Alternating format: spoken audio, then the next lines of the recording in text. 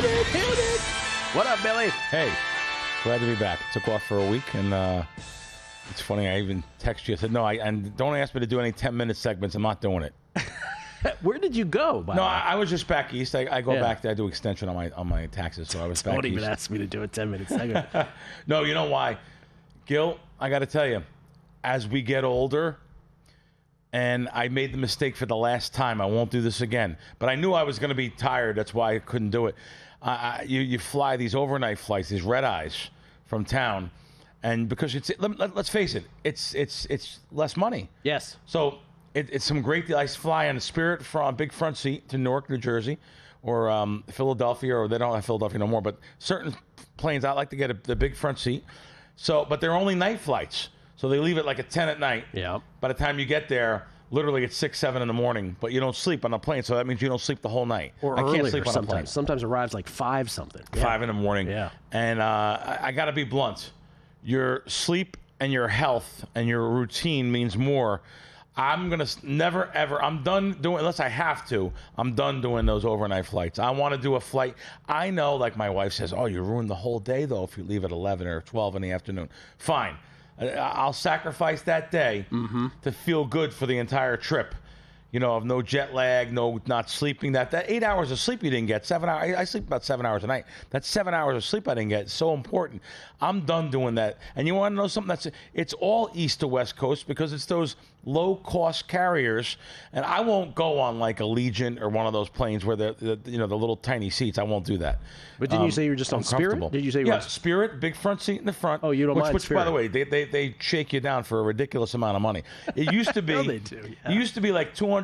It's funny when they show you $89 fare. You add the bag, add the seat, add the thing. It's $500. I love the add the seat. No, he goes, would you like to buy a seat? I was like, no, I prefer to stand. Right. No, So it's like $500 each way.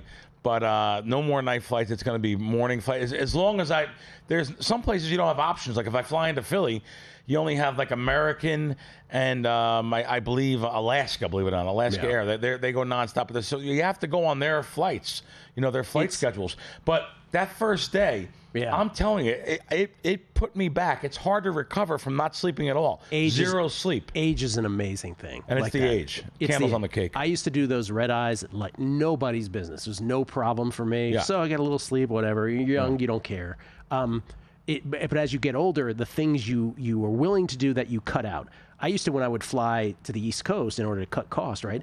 I used to not fly direct. I would have a stopover somewhere. There you go. I don't do that anymore. I don't want no stops. No stops anymore. Yes. Because I've gotten burned on that a couple times, Because you missed a connection or if there's a delay and you're stuck in Midway in Chicago for 20 hours or something. The weather or something. And that's Midway is one of the airlines. Yeah. Southwest has connections through Midway. Yeah.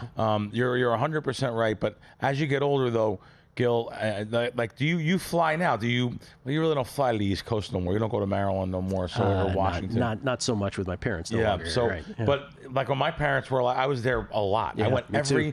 Thank God, 50 years in a row, I've made every Christmas and Thanksgiving for my parents. So that means twice a year I would just fly that flight just to go back there for that week for like 15 years straight. And of course, why is it we're so sick that we have to get closing line value on everything, including airline flights? No, I'm real sick. Yeah. I'll go to like carrentals.com, rentalcars.com. I'll go directly to the site to see if it's cheaper. And what's the reason why? Yet I'll piss away so much money every month on food, my friends, tipping. Like it's a sickness. We've never talked about this. Every time I'm booking a flight, even to San Francisco, right? It's so funny. I will penny pitch. I will shop. I will price shop so diligently, and I have the exact same thought you do. Is that yet here I am betting exponentially more on things without even thinking about it. Right. Yeah.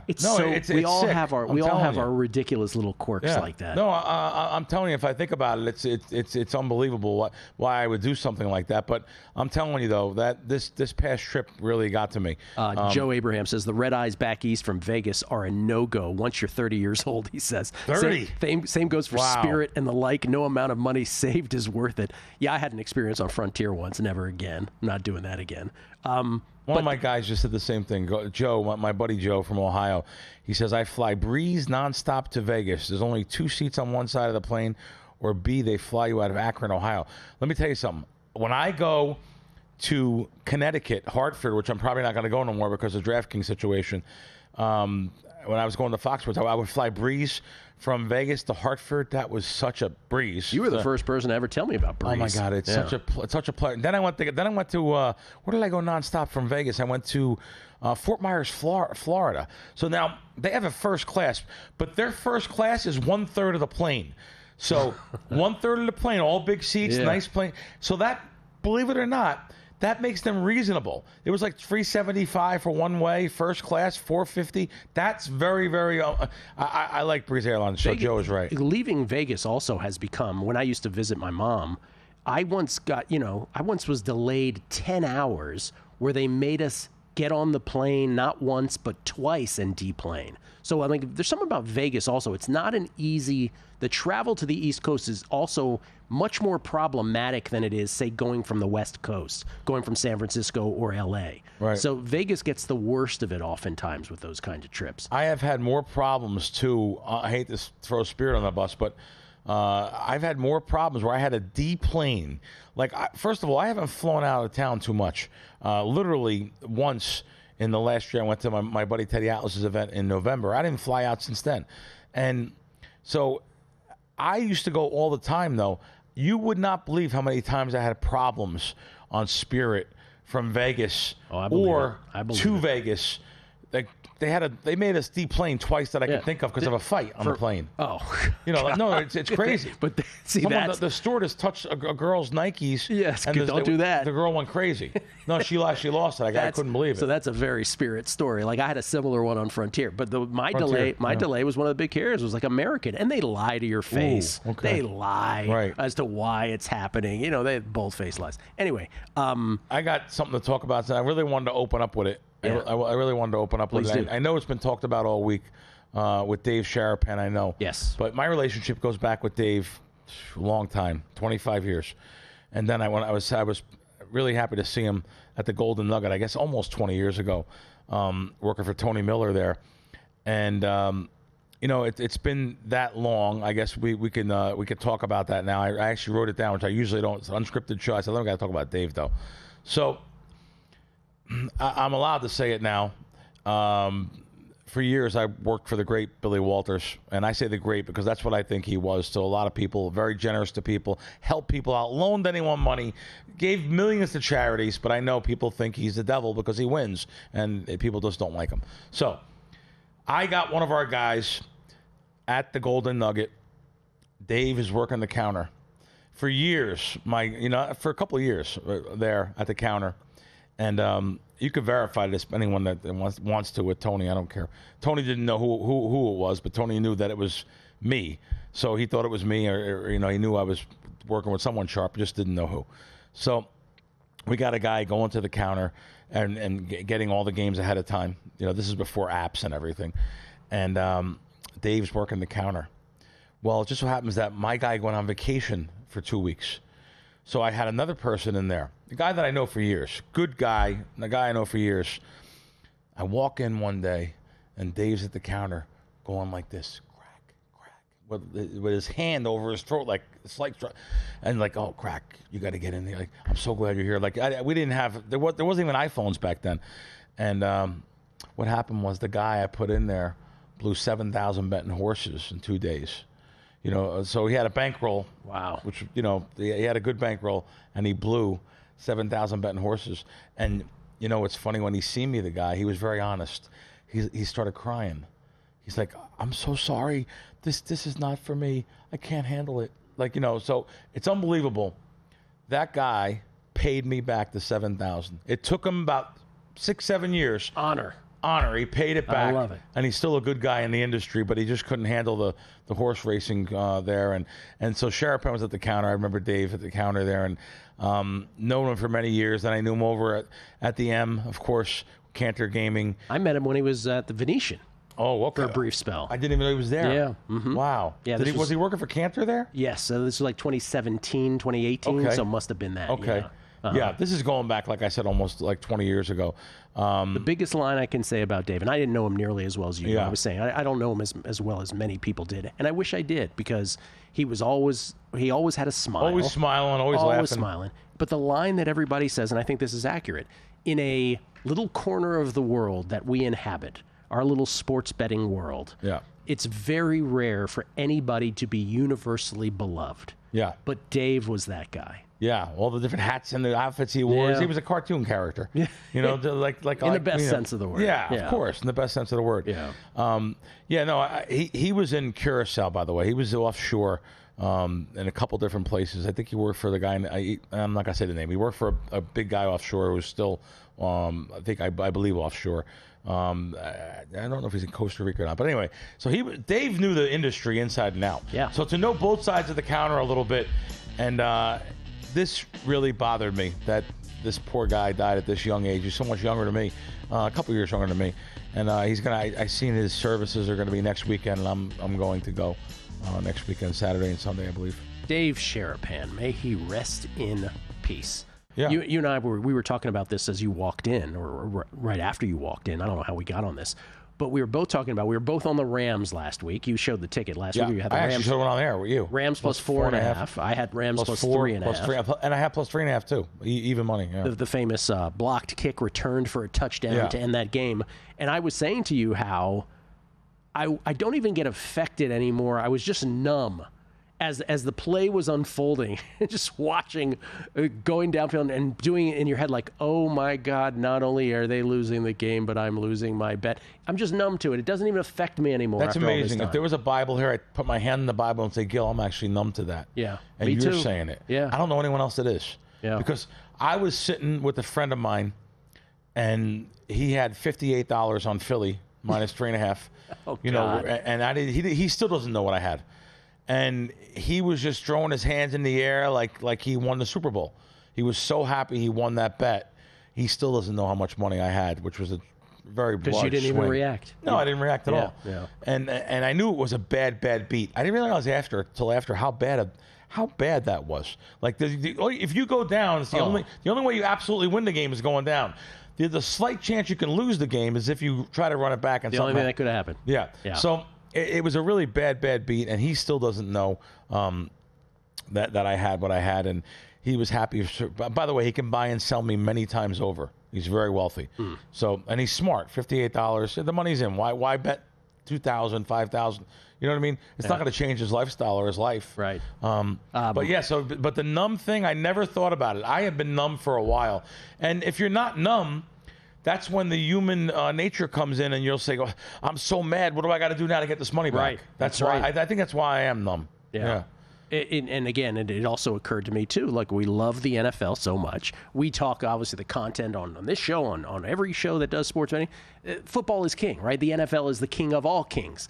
And except you, and so we're betting on it. On the other hand, like I was saying off air with you, it's like then you're on this, hard court tennis doing its thing, right?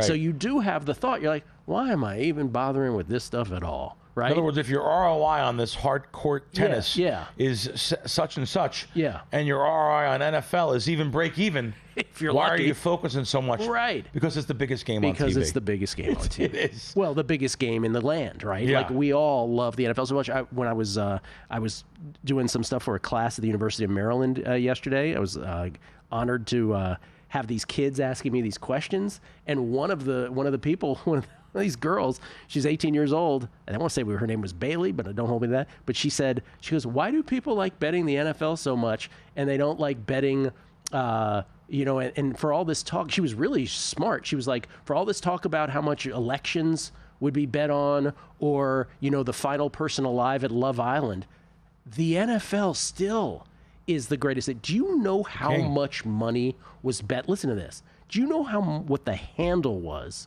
on the Monday Night Football game, this past Monday night? The handle on the Ravens-Lions Monday Night Football game at Kalshi. Oh, just the Kalshi app. Just Kalshi for that one football game. They released that, or you could figure it out? Someone released it? It's available. Okay, what is it? Guess. I mean, it could be $100 million. $49.5 million. Yeah. One game. Because I read the swing on that Rams game was in essence, more than 500 million nationwide on that return. 500, almost $1 billion. Let's call it $500 million. Yeah. So that's why I just guessed that. But between the Kalshi app, the legal books, the non-legal books, probably more than that. The swing. Look at that Kalshi app. One place. One 50 game. million. One place. Game. Yeah. People are, and by the way, like only a fraction of that is pre-flop. It's a lot of it's in the first half, and most of it's in the second half. So it's like these people are just Wall Street traders, just in a frenzy. Like that doesn't even sound like sharp action to me. That's just like action for the sake of action. It's incredible. You're buying contracts on Kalshi. It's a different conversion than the 11 to 10 rate that we're used to paying here in Vegas and in sportsbooks. Sportsbooks are hopping mad about this. Yeah, there's lawsuits. There's lawsuits. They're fighting Kalshi in different states about this. I don't know if it's so much of a savings per se, but I think it's really good for the markets like Texas and California, which don't have the legal sports betting. This brings me to the point where I came in and I said I'm shocked about something. Yeah. Listen, I was just away, like I said, back on the East Coast. I was wrong about something. And when I first, the New York Post had that front page cover story that said, this is the end of the mafia when Passport was repealed 8 years ago. Mm-hmm. Like, it was more or less funny, but I laughed at it too. And they were saying, oh, yeah, now all the bookmakers are going to close down. And I laughed because now I'm thinking all these new kids, they're going to try to find bookmakers. I was wrong. Nothing to do with the mafia. But this is the second old school BM bookmaker that I have ran into that had 100 customers that's out of business now. For 7 years, he hasn't booked a bet. The other guy literally was one of the kings of it. He hasn't booked a bet. Why? All of his clients have went to the DraftKings, FanDuel. They see the advertisements. They see the bonuses, the same game parlays. They're all gone. He actually closed shop. I was like, wow, you're kidding me. He goes, yeah, immediately I lost like 30, 40 customers and, dwindled away to nothing. He goes, I haven't booked a bet in years. I was like, get out of here. You're one of the biggest. I couldn't believe, I am wrong. That has hurt old school bookmakers, the sports books being open. Now, my brain immediately thinks this is a new genre of people that never bet before now that are betting. And of course, when they run out of money, they're going to go to their pool hall, candy store, corner store, and say, hey, do you know a bookmaker or their bar? And they, oh, yeah, I know, yeah. Tony down on Fifth Avenue books. Here's a, Tony, sure. I am wrong. I'm actually wrong because that client you don't even want because they lost all their money. They have no money. They're looking for credit. It's an interesting thing. So I did not know. You're referring to the old school local booking. The old school local bookmaker. Because obviously what exists now are guys who have the skins, right? The PPHs. The per head shops. Right, the per head shops. Yeah. So it's it just sort of... These guys were booking with per head shops. Oh, they were too. They did course. make the transition. They had per head shops. Okay, because I was wondering if they were just loath to go into the technology side. Pennsylvania, New Jersey, New York, they're all, this is the sports betting capital of the world here. Yes. All these people that were betting with them have resorted to posting up their money because they get bonuses, they get little things, they get, they think they're getting something better. Right. They're laying double the juice and triple the juice on some things. They don't even realize but however, LeBron's on there, so that's all I care about. He's advertising. It must be great. Let me ask you a really strange question that pops in my head. Like an athlete who retires, who has trouble matching the high of performing in front of a crowd of 20,000 in basketball, 50, 60,000, 80,000 in football, does a guy who has booked for decades and it dwindles down to nothing, how does he ever match that afterwards? Yeah, no, he absolutely can't. The one guy is actually depressed. Yeah. The one guy is actually in a state of depression. Actually, for years he was known as like a gentleman bookmaker too. Never went after people. Never did anything. Right. The other guy is pretty well off, but he's still like, I have no action on the weekends. So I have to bet my own games. So he turned into the person he was booking. He's actually betting now on post up at one of the places. That's why I asked, negative EV. I would think they would have to replace it with something. He does replace it. He does, but however, he's losing his money. Isn't that amazing? That's a good. See, you got that out of me slowly. I didn't really think of it like that. it's shocking to me because I thought the opposite. I thought it was going to make a lot of new bookmakers and a lot of new people that never gambled before now looking for local guys to bet with. And this is just a small representation. I'm not saying there's no bookmakers, street bookmakers. Right. Of course we know there are. But these were two of the guys I knew back in the day, back in the early 2000s, in the 90s, and even in the 80s, the one guy. He was booking for 35 years. It's interesting because we always knew there was a group of people that never would have used local because they just weren't going to do it illegally. They were only going to do it legally. But I didn't factor in that people would just have to close down because they had a huge clientele that just migrated in its exactly entirety. What happened. We got questions, Bill. Let's read through tweets. Some are questions for you, some are others. Super Jerk tweeted in. This had to do with something we said earlier. The Samich Kentucky Derby bet, 4-horse box, $24, paid me almost $1,600. So that's that's why I said the 1,700 to 1 that was stated earlier was not correct. But 66 to 1, still really good. Although if you hit a superfecta, maybe you should be getting more than 66 to 1. That's what we should. Sure. It's amazing how this racket is. Respect the process. Was it Fezzik that says take advantage of free play or reloaded bonuses? Those bonuses are like 5x to 10x rollover. I wonder if y'all can talk about that on Fezzik Friday, or ask Crackman if he wants to talk about it. Respect. In other words, the bonuses that we get are now, because the bonuses have went down so much now at these spots. Unless you have a casino host, which a lot of them from the business have.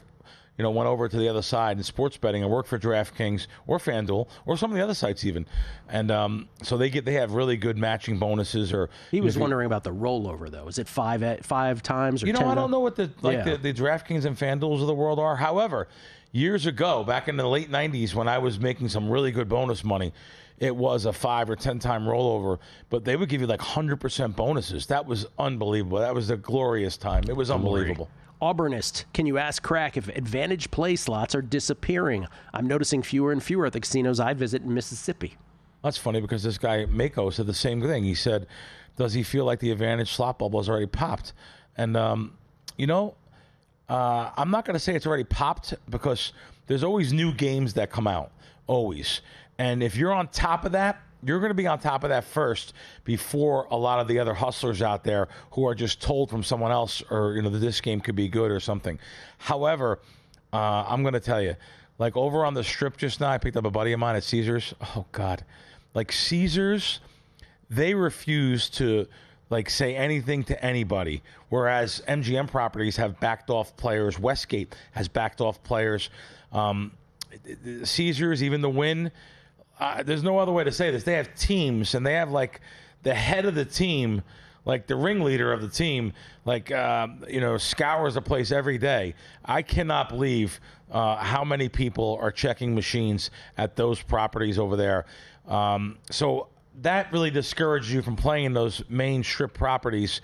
But however, saying that, I was just back east in Pennsylvania. I noticed there wasn't as many where I was in Pennsylvania at all. I didn't actually go around. I don't do that anymore. So here's the reason why. If it's a high enough machine, I'm just not going to play a penny, 88 cents. It's worth it, I understand, but your ROI is worth something more doing something else for me. And I don't ever stand behind someone when they're playing or sit behind someone, AKA sour rooters that they are, just stand and hoping you lose your money. I don't do that anymore. I never did that, but I don't even walk through and check. I just walked in here. This place has a ton of good machines to check. It does. Oh my God, Circa downtown here, tons of machines that are bonus advantage machines on the weekends and stuff. But I don't even really check them anymore. Do I think it's going away in the end? Yeah, I think it's harder and harder to do more than any time. And someone just texted me in, DraftKings has a one-time rollover. One-time rollover. Yep. Okay. Joe Abraham, the Red Eyes back east from Vegas are a no-go once you're third. Oh, we read that one. Jason, Ice Cold Gambler. We're always trying to get an edge even on flights, rental cars, and hotels. Yes, we are. It's a sickness. It is sickness. No, it is. It's crazy. I put so much time into it. I'm saying, what am I doing? It's so funny. We've never talked about it. I think about it every time I'm booking a flight. I'm like, what am I doing? What am I doing? I'm like, I'm spending 5-10 minutes to save $30 or something. And on the rental car, I looked like last day. Let me see if there's any last minute. It's so crazy to save $30. And there's nothing wrong with that, but but it's incongruent when you put it against how much I'm betting on tennis or something else like that. Derek Gwynn, I fly Breeze out of Biloxi for $99 each way to Vegas. Nice. I flew that flight. That was fantastic. Yeah. Breeze from here to Vegas. From Vegas to Biloxi. Literally was like $250 each way, first class. I couldn't believe it. I caught a great airfare there. Flies right in, nonstop. Which, like Gil said, I do not stop anymore unless I absolutely have to. Can't do it. Yeah. Those are the days of youth. Yep. Tony Tags, a friend of mine, while we were boarding a Spirit flight to Vegas, said to me, "Don't even look at the plane; they'll charge you for it." Listen, that's Died hysterical. laughing. I actually read this one and I was crying during the break. Thank you for putting that up there. It's funny. Sorry, do you want to buy a seat? No, I prefer to stand. Xavier82, that's 2 guests now, both looking to lay it with Minnesota over the Steelers. May look at Minnesota add to my 20-team rollover ML parlays. Talking about Survivor. Yeah, I don't know if I'd do that. Sounds too cute to me. Montreal Max, great betting story from Bill about our beloved Dave Sharapan, and thanks so much for sharing. And by the way, I sent Bill my email he requested. I asked for his email. I wanted to send him an article. Chrissy Andrews, my mishpucha over the South Point, had a great Dave Sharapan story tweet the other day. He said, Chris used to be an usher at Pittsburgh Penguins games. And they had this, I think a lot of hockey teams have this in between periods where you shoot the puck from like 3/4 ice or even half of the rink, where you try to get the puck in this really small slot, because they put the rest of the goal areas boarded up, and then there's one little opening for the puck. And he says nobody could do it until little 12-year-old Davey Sharapan showed up and nailed it. Wow, I heard about that. this. How about that story? You okay? Yeah, I may step out for a second. Okay. Chance Copperpot, I'm the same way, guys, always penny pinching on flights and hotels. And then I have to ask myself, how much time did I spend looking for the better price and how much money did I actually save? Do it all the time. Super Jerk also chiming in. I went from Auburn on Saturday to the Rams on Sunday. If you were on both Auburn and the Rams Saturday and Sunday, you have a special kind of bad beat weekend, the likes of which we're unlikely to see quite in that same way. Obviously, Auburn, the biggest thing in that Auburn game was, there's a receiver who looks like he's heading off field, but instead it's a designed play where then he turns the corner and goes into the end zone. And officials ruled after the game they got it wrong. Should not have counted, but instead it did. And that went a long way towards Auburn not covering. Did you say Chris used to work at the... Yes. Wow, I love those stories. Yeah, Chrissy Andrews, we used to work as an usher. I love those stories. Glad you're back, man. I'm glad you're okay. Yeah, just, when you get off these planes sometimes, I swear. Yeah. I just pray not to get sick. I was going to say, some of these airlines you're talking about, you're like, boy, when you get off these planes, I hope I didn't get something. Oh, God. Catch a it's bug. So easy to do it. Minky Monkey Man, Gil flew to Cincinnati for Reds games last night and today, hoping they get into the playoffs. Slight rain delay, and I'm ecstatic because I can listen to more of Crack before I head in. He's the best. Yes, he is, though. I hope he's okay. Sorry, right guys. Billy Shakes, quick shout out to Crack, whispering out Red Sox to make and Twins to miss the playoffs. Wow. Pays to listen. I remember when you said that. I did say that. But wait. Is it official? The Red Sox are making the playoffs? Not official yet, but mathematically it's pretty likely at this point. Because I didn't want to say anything until... you never want to say nothing until it's actually official. So not official So yet. I knew they were one game up. Yeah. And I have some rather large tickets from Hard Rock in Florida. And it's funny, I just looked at them yesterday. I looked at those tickets. I said, wow, this is a lot of money. Because I worry about this sometimes. I have so many tickets from the Hard Rock in Florida, and it equals a large 5 figures amount. I said to myself, God, thank God I'm okay, and thank God, like what would my wife do in that situation? If you're tying up money for 6 months, what does she do with those tickets if something happens to me? I think not just the Hard Rock, I think almost anywhere.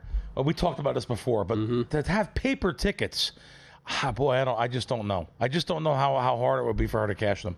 Pick 10. Crack. I'm in the Philly suburbs, and the corner books are still around because of one word: credit. Well, yeah, Philly's a different institution there. I was just there, and I was in South Philly for a day and had lunch with George Martirano, who I've had on my podcast. George, famously, 31 years in jail they kept on wanting his father, kept on wanting him to rat, and he did in 31 years, 5 years in the hole. I just had dinner with him, and you could just feel in Philly. Like all the bars, if you go to the corner bars, they have horse racing on. Yeah. And there's like a guy sitting at the counter. Right, what do you need? It's just Philly's a town by itself. I should say South Philly. It's a great town, great place. I love it there. Todd Bubba Horowitz, our buddy. Kalshi is like trading options or futures contracts. They're yes/no propositions with odds behind it. It's trading exchange, which is great when there is liquidity. Oh, there's liquidity. That's good that Todd said that. Oh, there's liquidity, my friend. Yeah, because I really don't have Kalshi, so probably don't understand how it is. And I went to lunch with Todd a couple weeks ago. I probably should have asked him more how these contracts work and if it's worth getting an account up, at Kalshi. So, LFC title records on Twitter with 8 hours to go before kickoff. The Thursday night game is at 6.2 million. That handle on Kalshi. He says he'll tweet the number right before and after the game as well, just to track it. Oh, wow. That Monday night game between the Ravens and the Lions, when I say it was 49.5 million, it was 11 million pre-flop, an additional 14 million during the first half, and nearly $25 million live wagering during the second half. Yes, so it is. You can't tell me that this is sharp because it's like this live frenzied trading going on from guys with Robinhood accounts. Yeah, I'm going to have to go and find out a little bit more about this with Todd, because I'm seeing now this. He posted a picture. Dude, can I tell you something? I hate to say this is gonna be an awful thing for some people to hear. Sports books are over. Sports books are over. Really? Traditional sports books? And it shows you on the bottom of the screen 6.2. It shows you the volume. Wow, 6.2 million. That's very interesting. Very interesting. Jason McKinney, I'm the same way about trying to find good travel deals. Years ago, I took my son to Boston and D.C. I thought it would be cool to do a train ride between the two. Found a great deal, and when I showed up, it was a double-decker bus. That's great. Big Ragu. Big Ragu export esports. Is that what it says? Yep. Oh, Big Ragu Sports. It says. LOL, listening live now. I was out at Atlantic City this past weekend and flew Spirit for the very first time. And yes, the big front seat works. Took me longer to find a parking spot in Orlando than to get out there. I still owe you lunch, Billy says. And Matthew Mayberry, I got a host on DraftKings. I get deposit matches and free bets. So basically, one time rollover, but it usually is 50% match, sometimes 25%. Greg Nersessian, the local books, which I use, by the way, allegedly, he says, are the best for season-long wagers, tying significant amounts of money for 6, 7 or so months. Just wouldn't do it. And then, I want to read this one because this is great. This is from our buddy Scott C. at C Scotty Book 17. Everybody thinks they're going to take millions from DraftKings. Nobody wants to use PPH. That is a great point. It is absolutely a great point there. Scott, that's a great point. And they see this. Well, first of all, your local guy isn't going to let you bet a parlay to win more than a couple $1,000 bucks. You're not going to win 20, 30,000.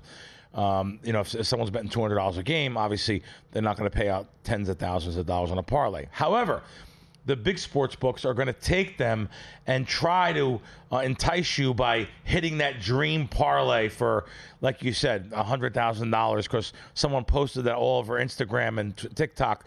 So now you're saying, I just want to do the same thing for my $5. Well, those little fives add up to tens, 20s, hundreds, thousands, and disaster. That's what happens to the people out there. Yeah. If you take all that money and add it up, you'll say, oh my God, I can't believe I spent that much money trying to go after that big payday.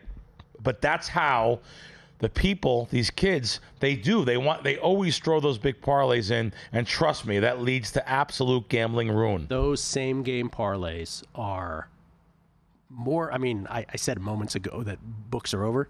Nope, same game parlays are saving them. If they didn't have those, if they didn't invent those parlays things, in general. Yeah, parlays in general. But it's the same game ones that are sweeping this new generation. Montreal Max, not only just one word credit that offshore books will stick around, but hand-to-hand cash payoffs will always have no paper trail and taxes.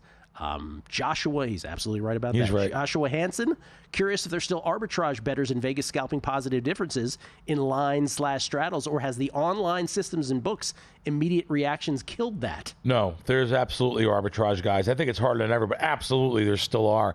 And you've had a lot of guys with advanced systems even to try to beat the arbitrage. And something no one likes to talk about. You have also, I'll give you something that people have tried, and it's pretty successful. You don't really have to know too much. It's called courtsiding, which everyone does. Not everyone, but if you go to a game, you're at the game. So you're ahead of the bookmaker.